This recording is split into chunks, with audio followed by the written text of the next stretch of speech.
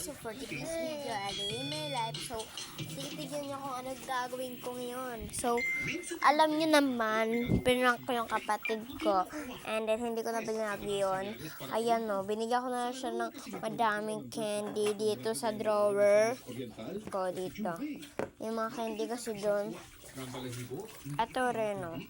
Yung kita ko yung White Cross, very unique no, kaya pinantuhan ko yung Chua.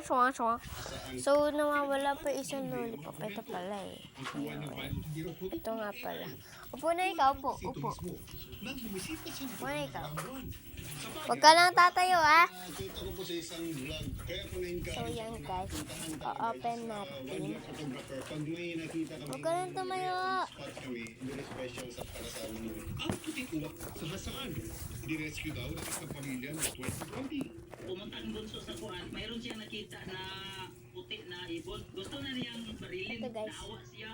Ang ginawa niya, umakyat siya ng puno, parang kunin. Pagkatapos, dinala niya sa aming bahay. Paghuli niya, mayroong sugat, tinambalan, alagaan namin.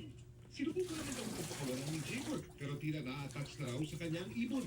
Kahit siya lumipad na malayo, umalik dito siya sa aming bahay.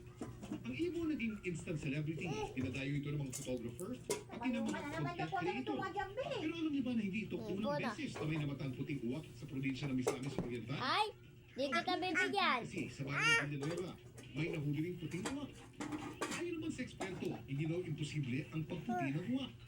Maaring bunso daw ito ng isang genetic condition o di kaya resulta ng isang genetic mutation. So yung photo is of a albino na Uy, ikaw. or na crow. Ito yung Ba, mga hayop na hindi kaya mag-produce ng melanin or yung pigment na nagbibigay ng puting na color.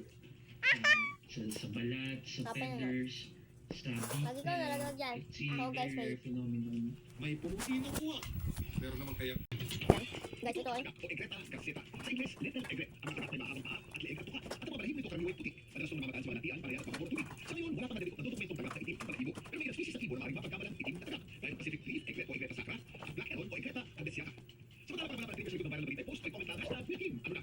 Laging tandaan, importante ang may alam. Ako po si Kuya Kim at sabi ko kayo, 24. Susunod, David Licapo aminadong nakatulong sa kanyang anxiety ang pagiging busy. Pero meron daw namimiss, non-stop ang pagtutok dito lang sa 24 oras.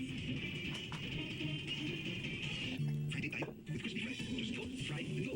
Para sa crispy chicken at Friday feast platter. Sarap sa Friday. Basta Friday first. May bagong gigising sa'yo. Bagong Nescafe Original. May roast coffee. Buo ang aroma. So, bye guys.